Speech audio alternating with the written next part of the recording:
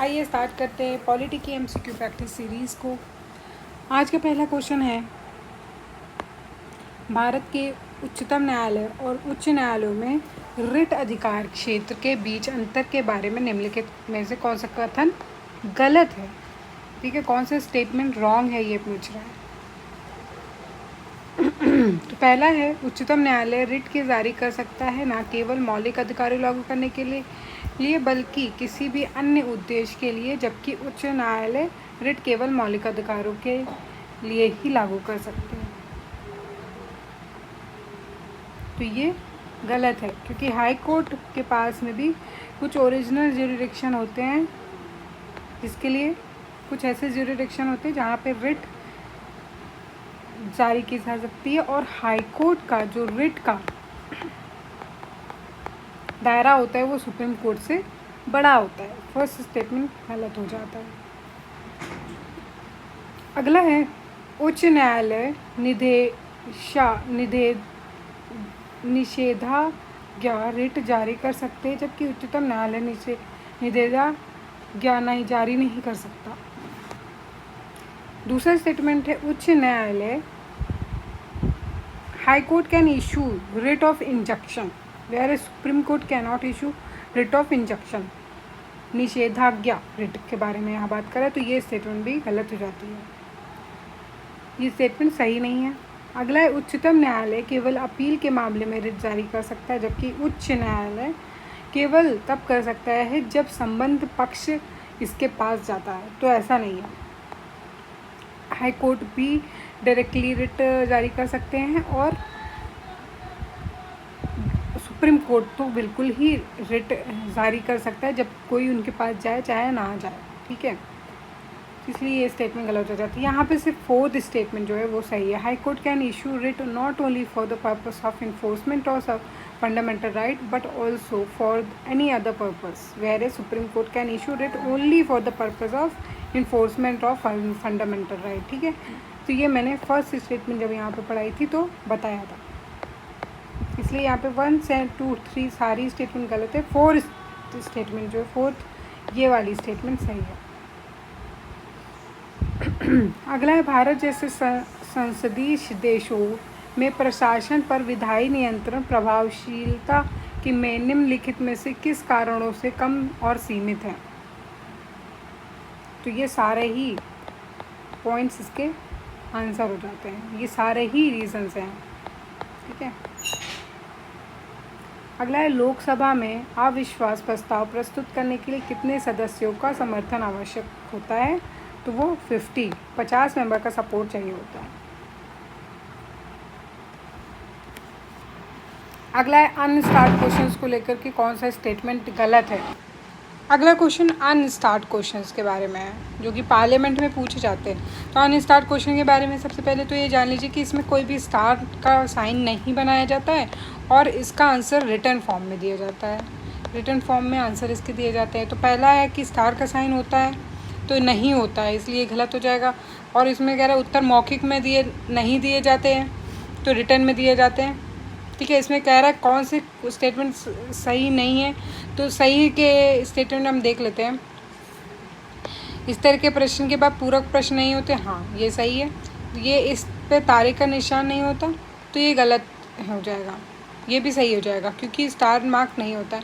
फिर इसके उत्तर लिखित में दिए जाते तो ये सही है, लेकिन यहाँ पे गलत पूछ रहे हैं, तो फर्स्ट एंड सेकेंड स्टेटमेंट गलत है, इसलिए 1 और 2 इसका आंसर हो जाएगा।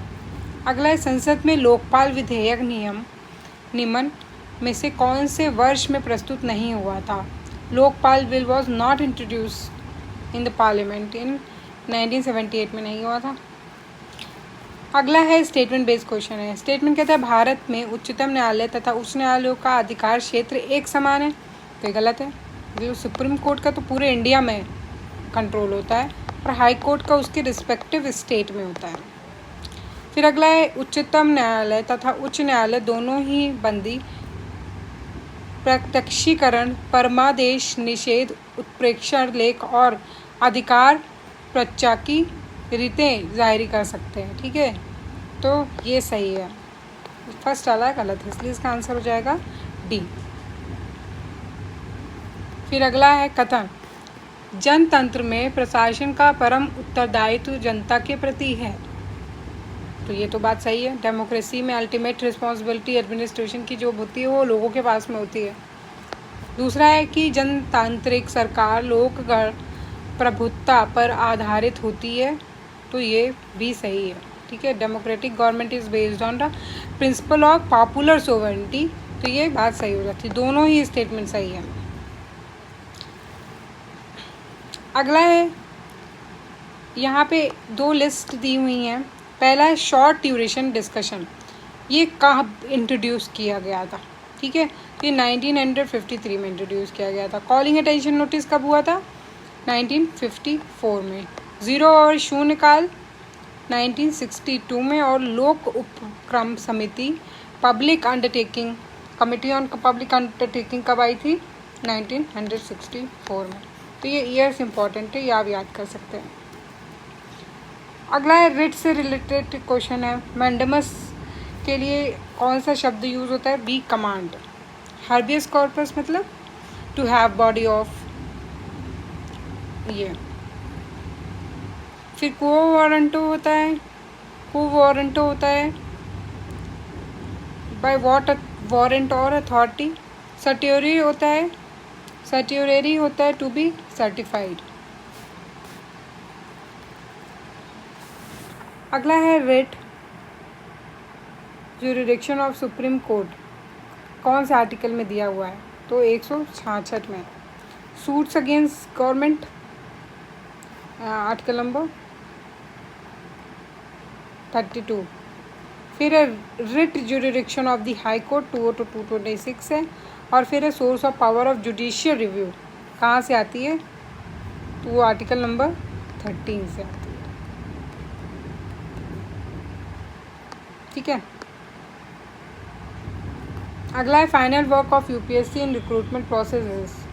भर्ती प्रक्रिया में लोक संघ आयोग का क्या अंतिम कौन सा कार्य होता है? तो वो प्रमाणीकरण मतलब सर्टिफिकेशन देना होता है। अगला है the conditions of service of member of all India services are. निर्धारण कौन करता है? किसकी? अखिल भारतीय सेवा के सदस्यों की सेवा शर्तों को निर्धारण कौन करता है? तो वो पार्लियामेंट करती है, भारतीय संसद करती है। अगला है constitutional safeguard to civil servant are insured by. संवैधानिक सुरक्षा की कौन सी धारा लोक सेवकों के सुनिश्चित करती है? तो वो है 311, आर्टिकल 311। फिर है the civil servant in India enjoy the right to vote. इसको लेकर के स्टेटमेंट जो है इसमें फर्स्ट एसेशन दिया हुआ है कि India has impose several severe restrictions on the political activities of civil servant. Bharat में लोक सेवकों के मतदान पर अधिकार है, ये कारण है, लेकिन कथन दिया हुआ है भारत के लोक सेवकों की राजनीतिक गतिविधियों पर कड़े नियंत्रण लगाए गए हैं। तो दोनों ही सही है और दूसरा भी स्टेटमेंट यहाँ पे सही है, लेकिन इन दोनों में कोई एक्सप्लेनेशन या रीज़न नहीं है, ठीक है। दोनों स्टेटमेंट इंडिपेंडेंट है और दोनों ही सही है। अगला है a member of all India service can appeal against the order of a state government to the president of India.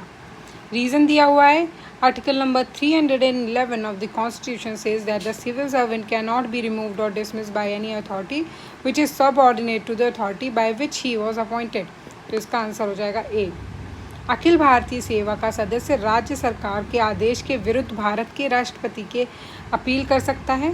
तो ये बात सच है। संविधान के अनुच्छेद 311 में कहा गया है कि लोक सेवक को किसी उस प्राधिकारी द्वारा हटाया या निकाला नहीं जा सकता जो उसके नियुक्त करने वाले प्राधिकारी के अधीनस्थ है। तो दोनों ही स्टेटमेंट यहाँ पे सही हो जाती हैं। अगला है लेखानुदान कब पारित किया गया जाता है? वोट ऑन अकाउंट कब पास किया जाता है? तो आम बहस के बाद, मतलब जनरल डिस्कशन हो जाता है उसके बाद में। ये बजट से रिलेटेड क्वेश्चन है। अगला है arrange the following stages of enactment of budget. Budget अधिनियम में निम्नलिखित चरणों को सही क्रम में रखिए, ठीक है। तो सबसे पहले प्रेजेंटेशन होता है उसका, उसके बाद डिस्कशन होता है, फिर वोटिंग होती है, फिर आता है अप्रोप्रिएशन बिल और लास्ट में फिर उसको फाइनेंस बिल बोल देते हैं। तो ये 5 1 4 3 2 1 2, 3। अगला है बजट के साथ विधायिका को निम्नलिखित में से कौन से दस्तावेज प्रस्तुत किए जाते हैं? Which of the following document are presented to the legislature along with the budget? तो बजट संबंधी व्याख्यात्मक ज्ञापन पत्र भी दिया जाता है, अनुदान मांगों का सारांश दिया जाता है, विनियोग विधेयक दिया जाता है, वित्त विधेयक की दिया जाता है और आर्थिक सर्वेक्षण इकोनॉमिक सर्वे, ठीक है, तो सारे ही दिए जाते हैं। संसद में कटौती प्रस्ताव का स्वीकार्यता की शर्त निम्नलिखित में से कौन सी नहीं है? Which one of the following is not a condition of admissibility of cut motion in the parliament?